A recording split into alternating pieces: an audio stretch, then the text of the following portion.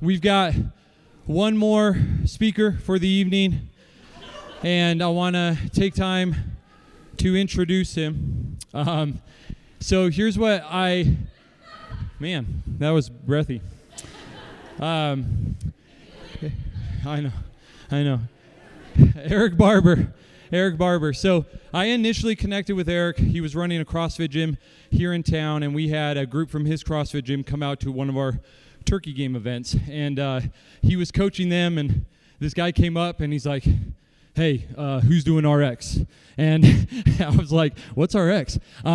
So we had some different things that we had to work through. But he was absolutely fantastic. He came up after the event and just told me about his experience in the CrossFit world and coaching, and just said, man, great event. Love what you guys are doing. And I brought him out for a continuing education, I think 3 years ago, I believe. And when there was a faith moment in this conference where we almost said no. We almost said we're not going to do it in Colorado. And there was a moment where the decision was made. And that day, I went home and took a nap, because that's what I do after 5:30 a.m. classes. I went home, and before I went to bed, the Lord said, call Eric Barber, he's your closer. As soon as we made the decision. And I saw a picture of him sharing his testimony on this stage. I don't even know if this will come up, but part of his testimony is that somebody told him that he would be sharing his testimony in front of groups, and he has never done it. This is his first time sharing it in front of a group. And so here's a couple things I need you to know. Number one, it'll rock you. 3 years later, I still can't get it out of my mind. There's just so many parts of this story that are so amazing and so radical about our Jesus that you're just going to fall in love with him again. Number two, there is zero TF in here. He has no connection to TF other than the fact that he came for a continuing ed. So if you're waiting for a TF Jesus moment, there is no TF Jesus moment. There's just a lot of Jesus moments. And I love that, because part of what we need to understand is the bigger kingdom picture, the call. The call. Eric was called, and we were called. And so, great pleasure to introduce my good friend, Eric Barber.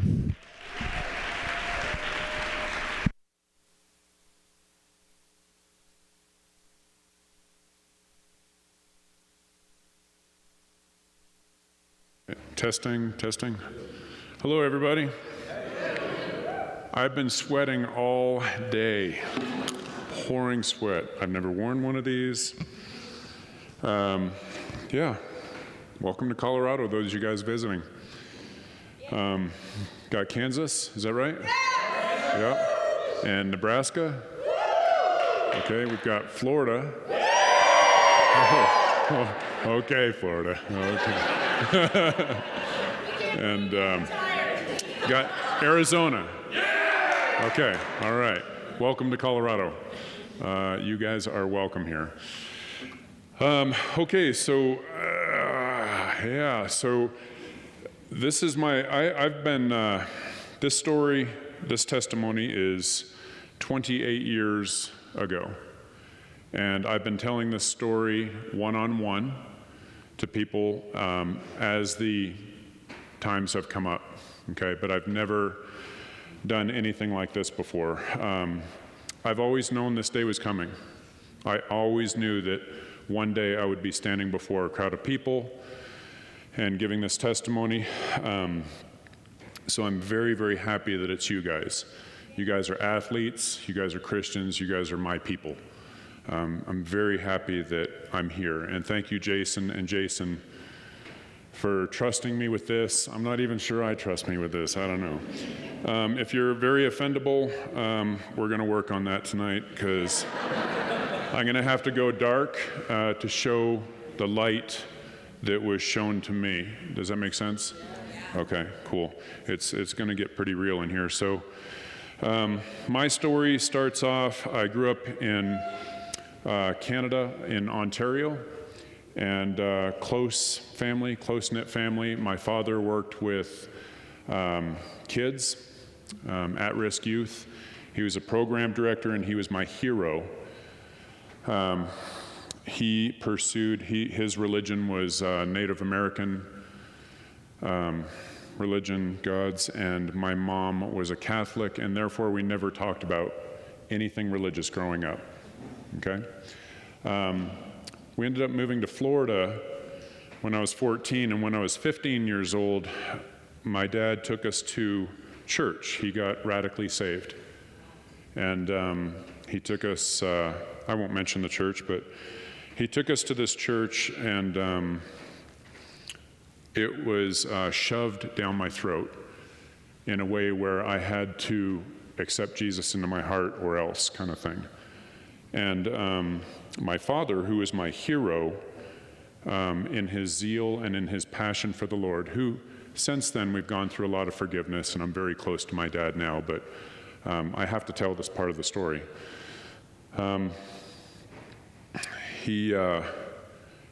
He followed what the church was telling him to do, and it gave me great pain and great rage, okay? From there, I took all of that pain and rage, and I became a wrestler, thank God. Thank God. God brought me to the wrestling community in high school, and I just absolutely embraced that entire sport, that entire community. I loved the pain. It was a very, very positive outlook, very positive experience for me. So it didn't take the rage away, but it definitely helped temper it and helped me to stay away from bad things, okay? It all came to a head when I graduated from high school, and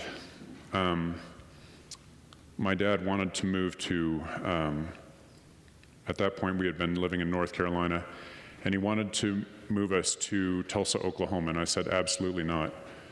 And we got into a big fight, and I left home with a duffel bag over my shoulder, and I got on a bus, and I went back. I had basically moved to Charlotte, North Carolina, and thus began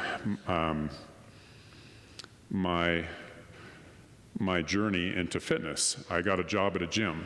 You know, I graduated from high school. I had all this energy and all this anger and all this rage, and I joined a gym, and I quickly got a job there at the gym. It was 1989, and the manager of the gym pulled me aside one day, and he said, "Hey, Eric, I noticed that, you know, this was back in the late 80s, so there was no such thing as personal training, at least not formal personal training." And he said, "Hey, there's a big movement on the East Coast and on the West Coast. It's called personal training. They're starting to get trainers certified. I noticed that you're out there on the floor, you're constantly helping people. Would you like to become certified? I'll pay for it." And I was like, absolutely, you know, cool. And so I got certified as a personal trainer in 1990 and started coaching people and loved it. But I was also living this other lifestyle where I was partying all the time and drinking and doing drugs and all that goes along with that, okay? From there, I worked at a number of different gyms, and then wound up taking a break from that and waiting tables, okay? And that's when it started getting really bad. I started really getting destructive and hurting a lot of people and just living a very, very destructive life. I had so much anger and so much rage, and the only thing that felt good was more pain, if that makes any sense, right? Sometimes physical pain can take away from emotional things that are going on. So I'm waiting tables, and I'm living this crazy lifestyle of working out all the time, giving the appearance of fitness while going out at night and just being a wild man. And this went on for years and years. So I'm waiting tables one day, and this is where my testimony starts. It's 1995, And I'm still kind of working in gyms, and I'm still kind of waiting tables, and I'm still doing this party lifestyle. And I was very, very egotistic, and I had long hair, Pearl Jam, right? I was one of those guys. And I'm waiting tables, and this lady comes in with her friend, and they sit at my table. And I go up to the table, and I'm like, hi, my name's Eric. I'll be your server today. What can I get you? You know, that was very professional server. You know, that's kind of how I was back then. So one of the ladies, the lady who was sitting on the left, looks up at me and does this double take. And she's just staring at me, and I'm like, yeah, that's right. Yeah. Yeah. And her jaw is dropped, and the other lady is not, you know, she's just, and I'm like, can I help you? And she says, I see Jesus all over you. And I'm like, oh God, here we go. So it's Christians, bad tip. Okay, all right, got it. Yeah. I'm like, trying to get some money to party tonight. I'm like, crap. So she wouldn't stop. She kept saying it over and over again like she was in shock. And finally I was like, it was because of what I had grown up with the church being shoved down my throat, I started getting angry, and I didn't know how to handle my anger that well. And the only way I knew how to deal with it was violence, or not violence per se, but aggressive, you know, gym stuff and wrestling and martial arts and all this. So she wouldn't stop. And I was, you know, starting to do this. I was like, ma'am, you are so far off, it's not even funny. I know what you're talking about. God doesn't want anything to do with me. I'm way too far gone, and trust me. And she kept saying it over and over again. She said, I see you standing before thousands of people proclaiming the name of Jesus Christ. I was like, no, you don't. You've got the wrong guy. I'm telling you, trust me, I know. My dad, and she just wouldn't stop. And I'm really getting agitated. I did not know how to handle this anger. And at that point, I was like, forget the job. I'm about ready to lose my job here. And I'm just shaking. And even her friend was like, hey, he's saying he doesn't want to. And she was just standing there seeing this, some kind of weird vision that nobody else was seeing. And finally I was like, I don't care about the job. But I remember I looked around for my managers. I'm like, are they around? Are they going to see this? Because I'm about ready to. So I was so angry that I leaned in and I took my fists and I did that to the table, and it shook the table. And all the glasses, you know, whatever was on the table kind of rattled, and it was loud enough to shock the one girl. She was like, whoa! And I got right in this lady's face, and I said, the truth of the matter is that I'm gonna go home from my shift tonight, and I'm gonna get drunk, and then I'm gonna do a bunch of drugs, and then I'm gonna go out to the nightclub, and I'm gonna party my butt off, and I'm gonna find someone to hook up with, and we're gonna do that all night long. And I used the F word, okay, because I was that guy. I was ready to lose my job. I was that angry. And it's hard for me to tell this because I was so different back then. But I said, and we're going to do that all night long. And then I'm going to kick her out, and I'm going to do the whole thing all over again tomorrow. And her friend was like, oh, you know. But this gal looked at me, smiling, love in her eyes, and just said, that's okay, because Jesus is going to love you just the same tomorrow morning. And something hit me in the back of the legs. All the strength went out in my legs. And I was like, whoa, it felt like somebody had hit me hamstrings with a baseball bat. I thought, what was that? And I'm looking around, I didn't see anything. I thought maybe somebody backed their chair up into me or something like that. And I just looked at her again, and she's just smiling at me with this love. And I was like, I gotta go. So I went to the back, and I'm back there, and I'm like washing my face, and I'm just sweating, and my buddies come up to me, and they're like, hey, brother, you okay? And I'm like, oh man, I got some Christians over on table 31 there.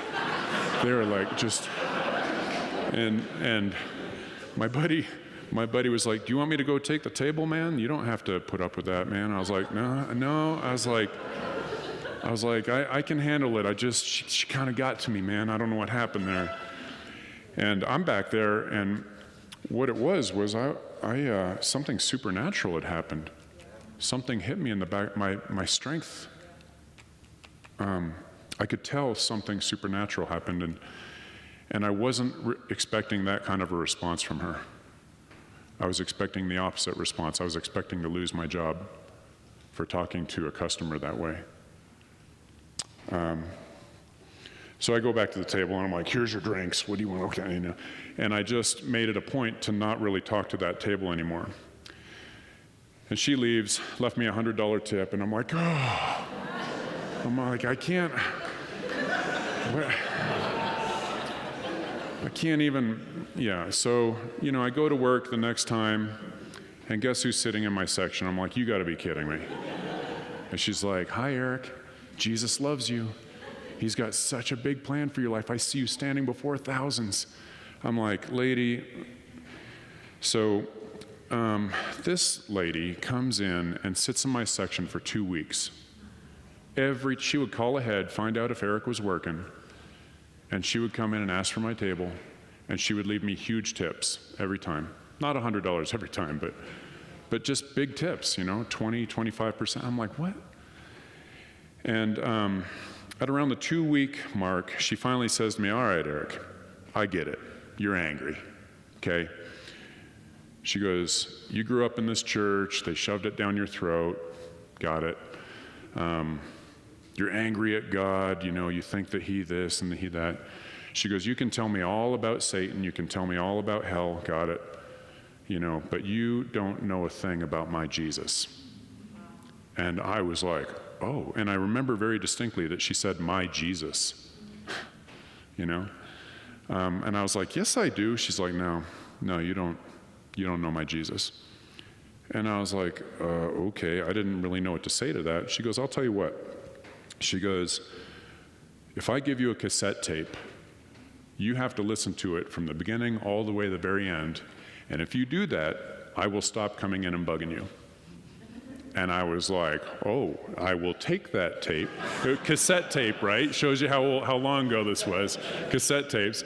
Took that cassette tape, put it in the pocket, and I was like, I shall listen to that. She's like, I'm coming in next Saturday, and I'll know, because God will tell me if you did or didn't.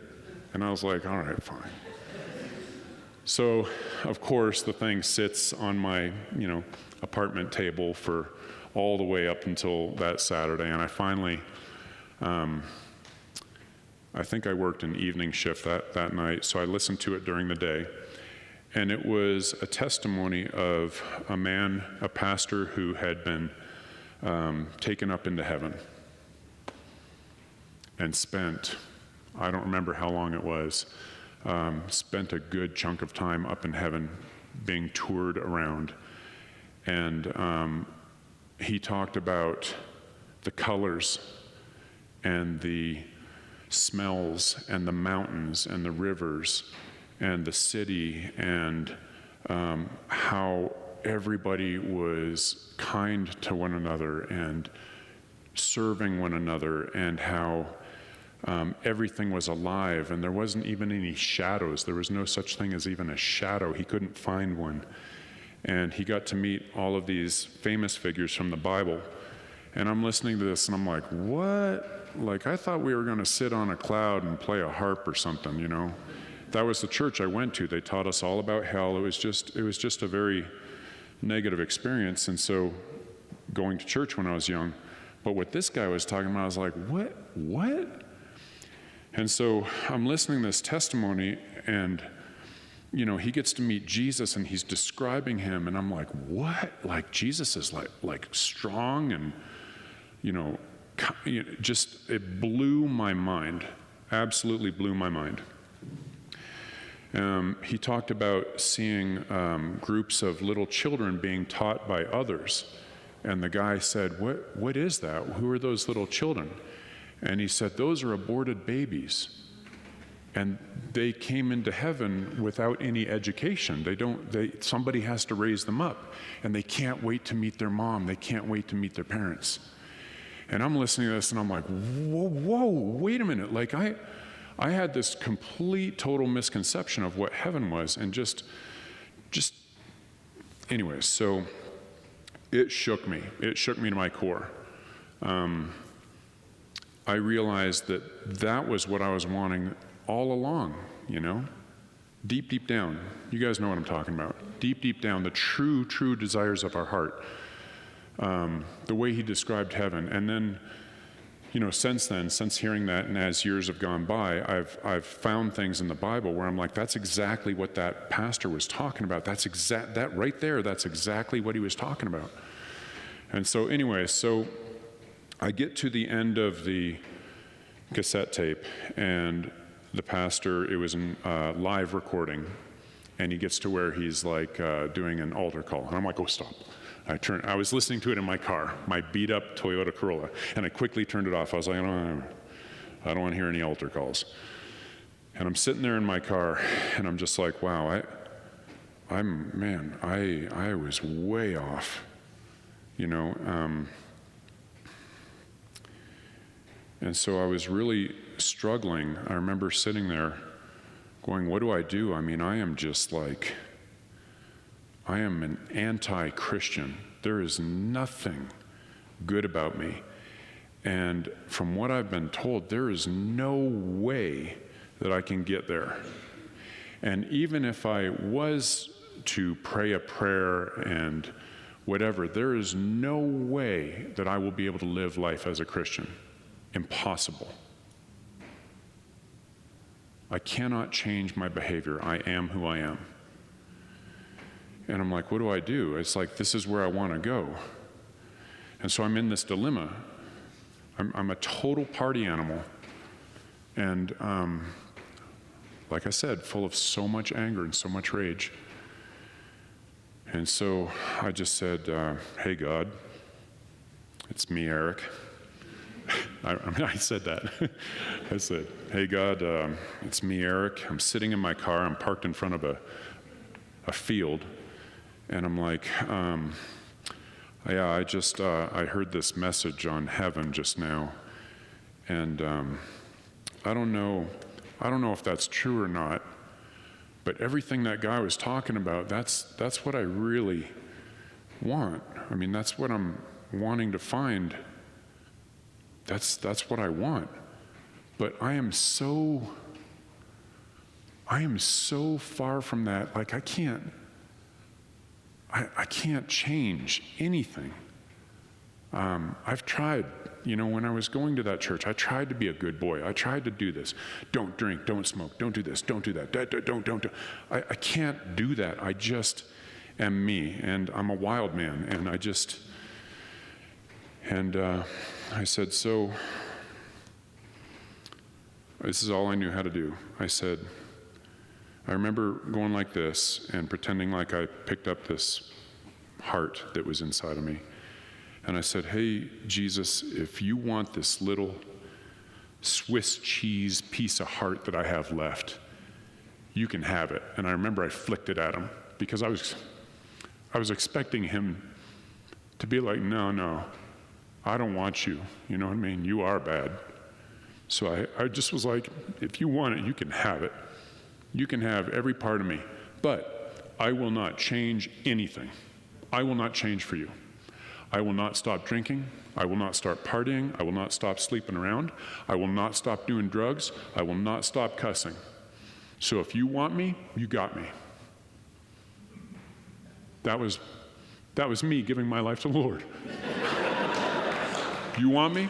You got me. Fully expecting nothing to happen. or God says, get out of here, you're disgusting to me. Here's what happened. So I'm sitting there, and all of a sudden, I have a hard time describing this in words, but it was like my car filled with this presence. I can't make this up. It wasn't like being in water. That would be too familiar. It'd be too, and it wouldn't be like cement to where it would be painful or hurt or can't move.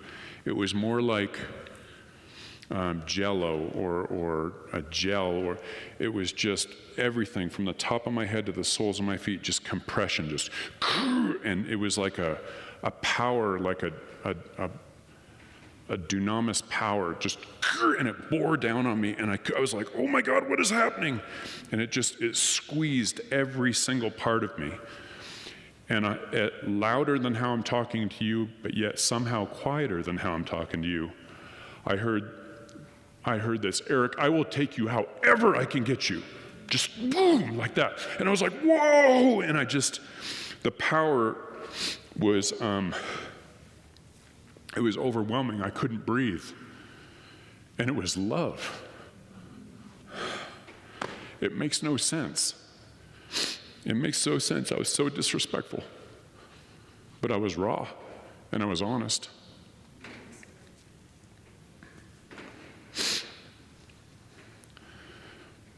I stole a Trinity snot rag. Sorry. I planned on paying you back. There is nobody back there.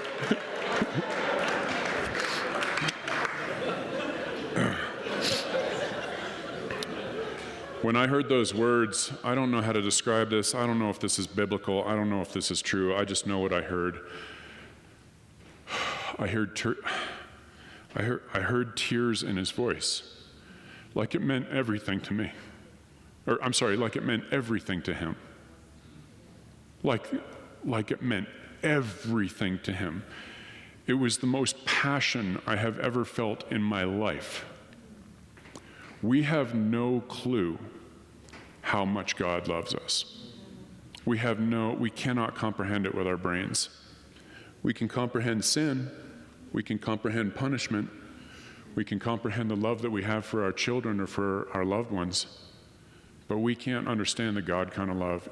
It's beyond words. How am I doing so far? Are you guys cool? All right. Okay.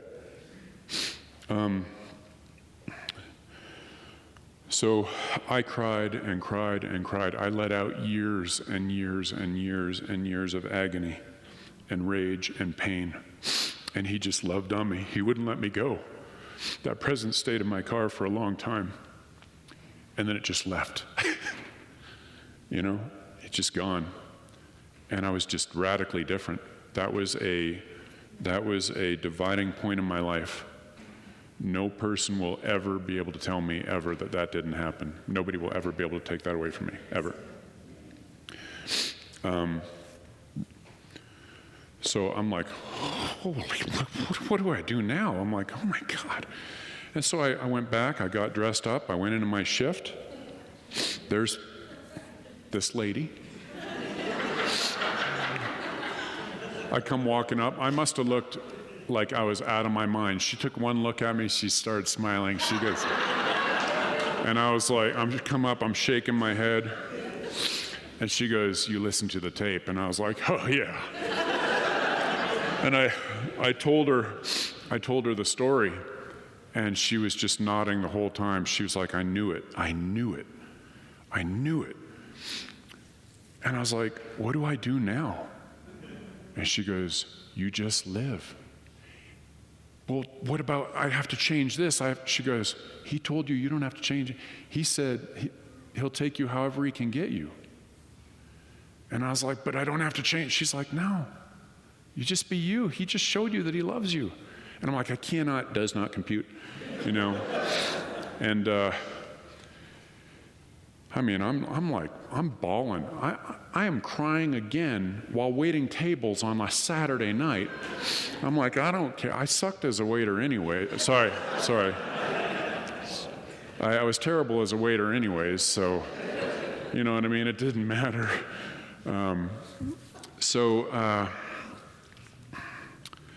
She goes, tell you what, Eric, here's my number.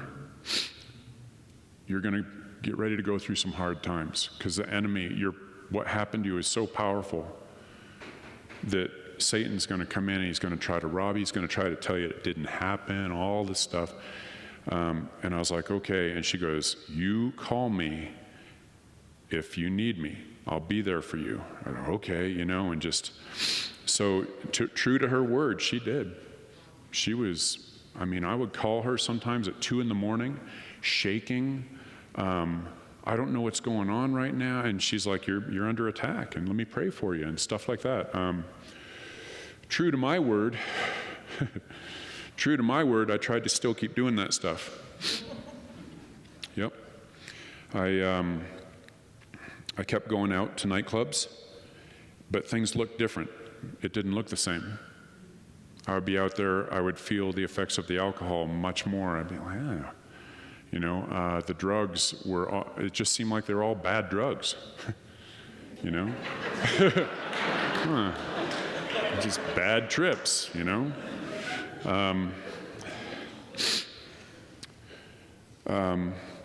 I continued my life of sleeping around. And one time I just couldn't. I stopped, and this lady said, what's the matter? And I was so like, I said, I love Jesus? And she got mad, she stormed out. And I was like, what is going on with me right now? I love Jesus? Like, what? What kind of testimony is this? So I went to God and I was like, hey, God, I know I told you that I was not going to give this stuff up, but is there any way that you can help me to stop sleeping around just like that? All of a sudden, my buddies would be calling, hey, Eric, you know, this girl's asking for you, that girl, come on out and party. And I just, you know, put it on the answering machine. Back in those days, we had answering machines. And I just sit at home and I'm like, I don't even know what to do. I tried doing drugs. I was hanging out with some students from ORU. They always had the best drugs. And we were all out at the pool. And, you know, I jumped in the pool and I sat on the bottom of the pool for a long time, like a little too long. And I'm like, why am I not running out of air?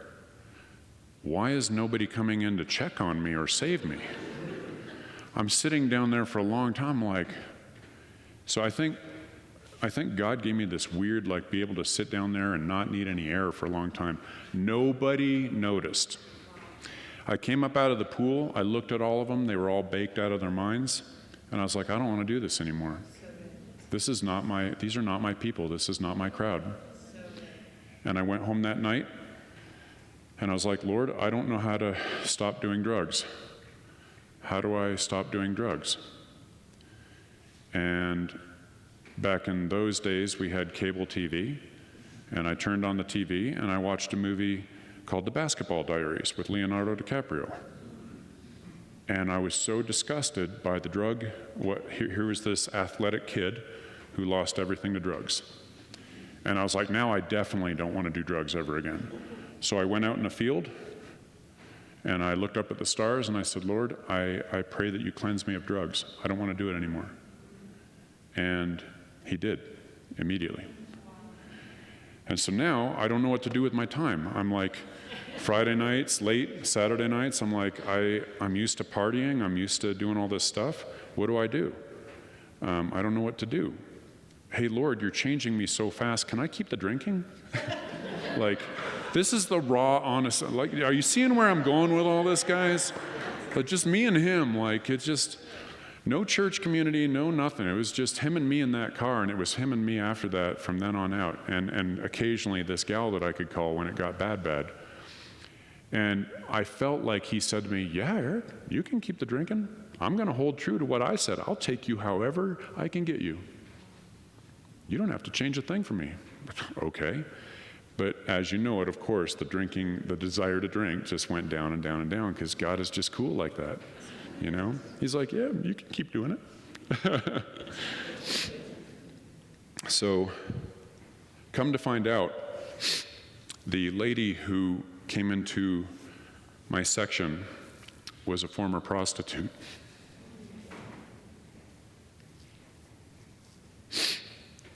God didn't send a pastor to me. He didn't send, a big-time Christian or anything like that. He sent a former prostitute who got radically saved herself. And her ministry was going into bars, prayed up, and asking God to show her who needs love, who needs help.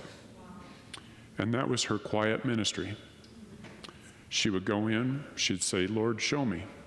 And she'd find some guy sitting at the end of a bar, she'd sit down, and she'd tell that person whatever God told her to tell. She had that prophecy thing,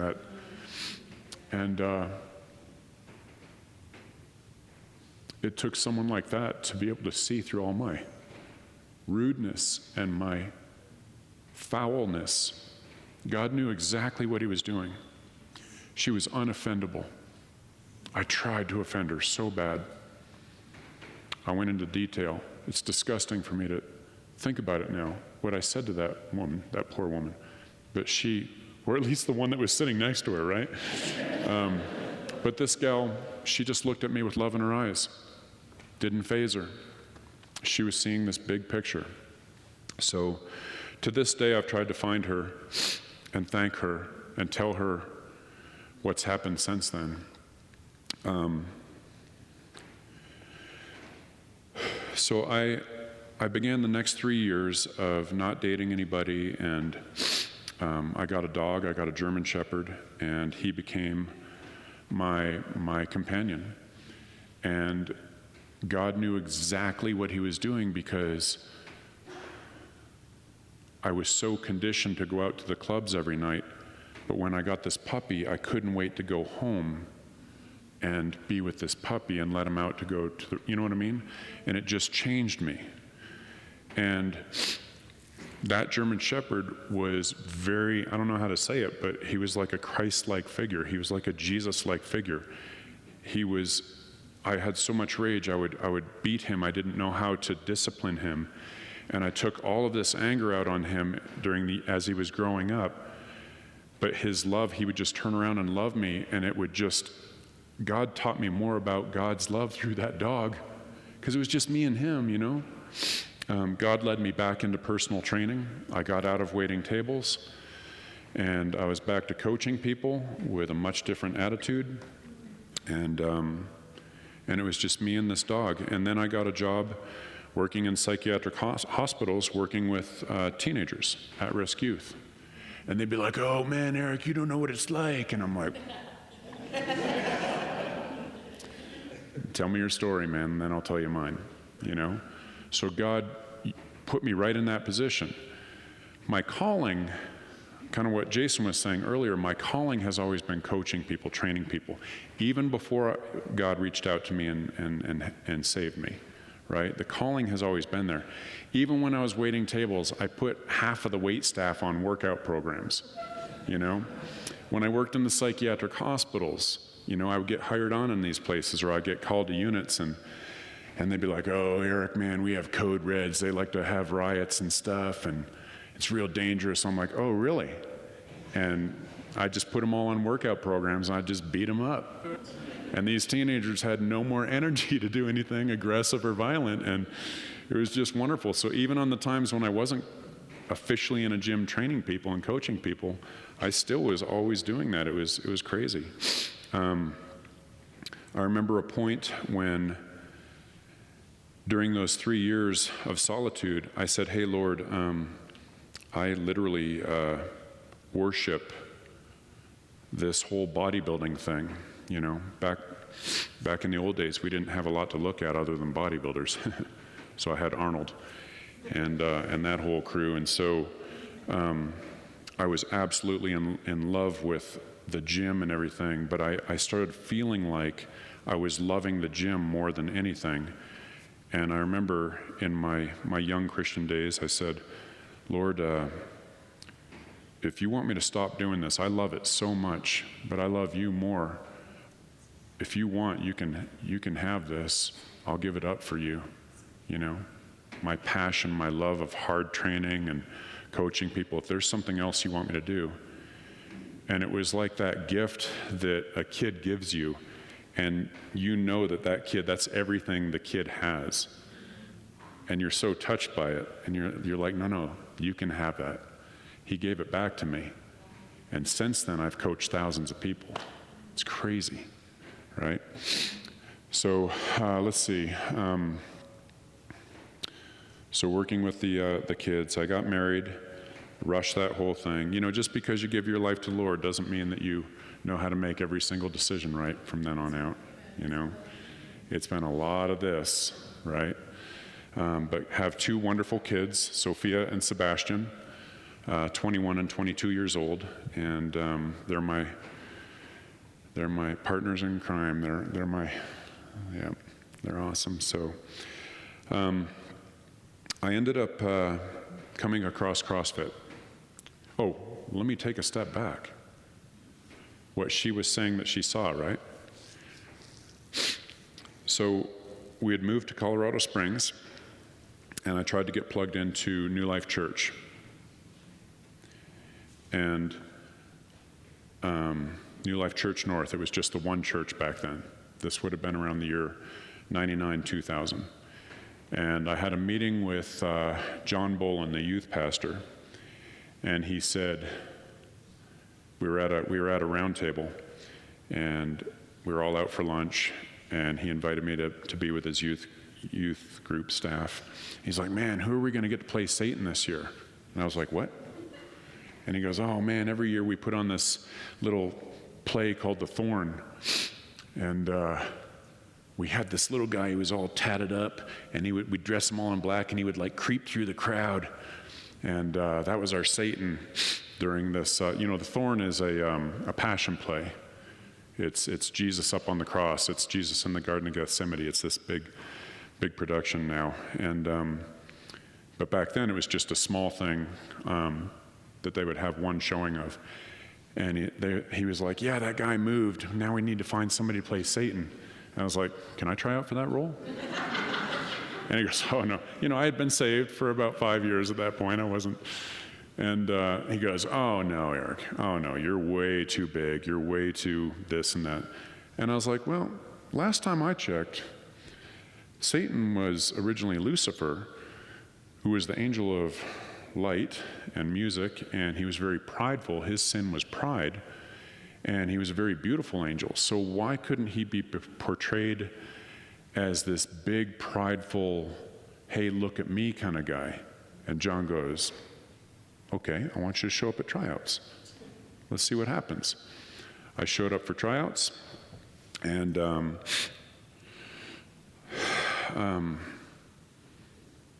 I used my athleticism to depict Satan in a way that was completely different than what he saw. And after acting that out for less than 1 minute, he said, stop. He goes, you're our Satan this year. And he goes, not only that, can you create me a hell scene? I was like, yes, I can.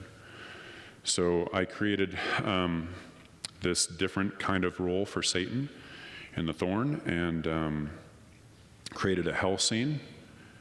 And they had sold out all their tickets after the first show, and they had to bring in extra chairs every night, and they had literally people all along the outlines of they just kept letting more and more people in. It just packed out. And it was a really successful year. And then the next year he says, hey, Eric, do you want to play that role again? I was like, yes, I do. And he goes, do you think maybe you could create a heaven scene as well? And I was like, yeah, I can do that. And he goes, do you think you could create a scene like in the Garden of Gethsemane with like heaven and hell kind of fighting against each other while Jesus is agonizing in the garden? I was like, yeah, I can do that. And so I created all of those heaven and hell scenes. I played Satan the second year. And we went from having 5 little demons that first year that we had in our hell scene to having, I think, over 40 different angels and demons. Has anybody seen The Thorn? Yep. So the next 2 years, I did not want to play Satan anymore, and I played Michael the Archangel who fights Satan. So on that 4th year of directing all the angel demon scenes and also acting in those 2 major roles, I'm looking out over the crowd, and we had sellout crowds every single night those 4 years. I think we did 3 shows, and we were able to fit 3,000 people in the auditorium. And I'm sitting there on that 4th season, and I look out over the crowd when the show was over, and we were just praying for everybody, and I saw thousands of people, and I was like, oh my gosh. Because I remember her saying, I don't quite see what you're doing, but I just see you up before thousands of people. And so just glory to God, man, right?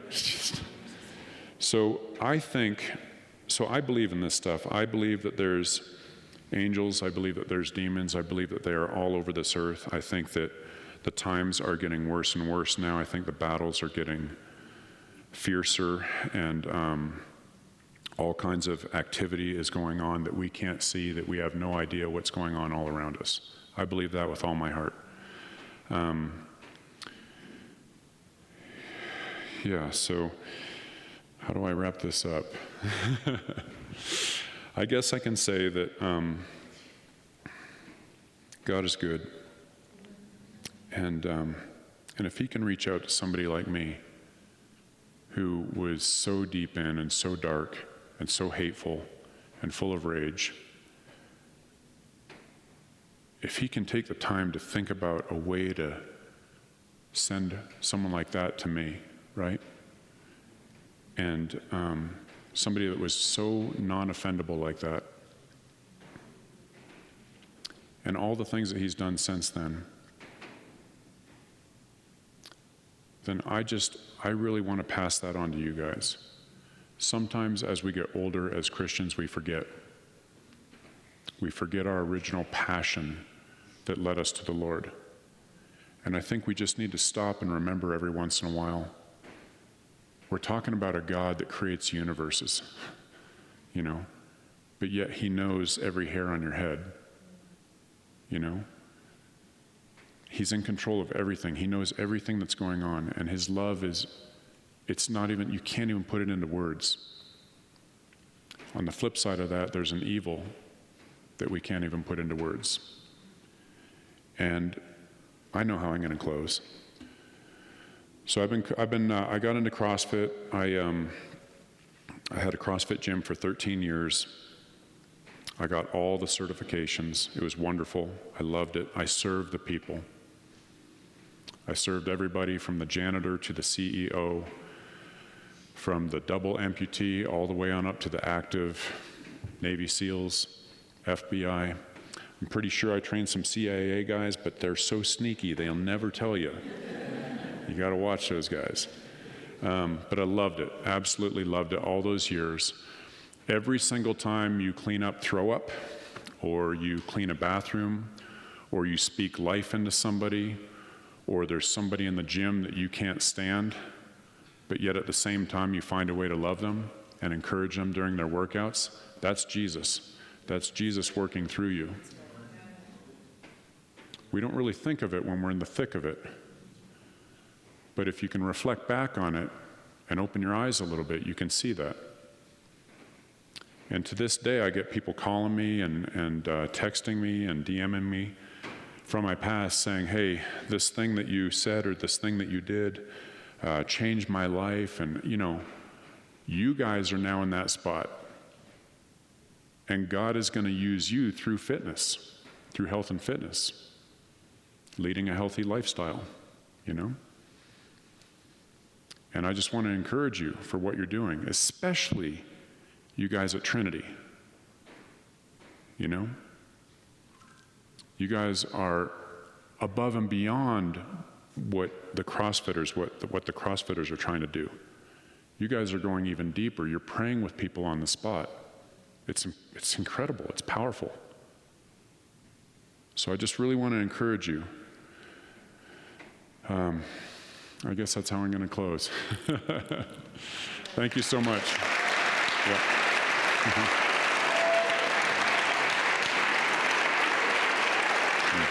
Thank you.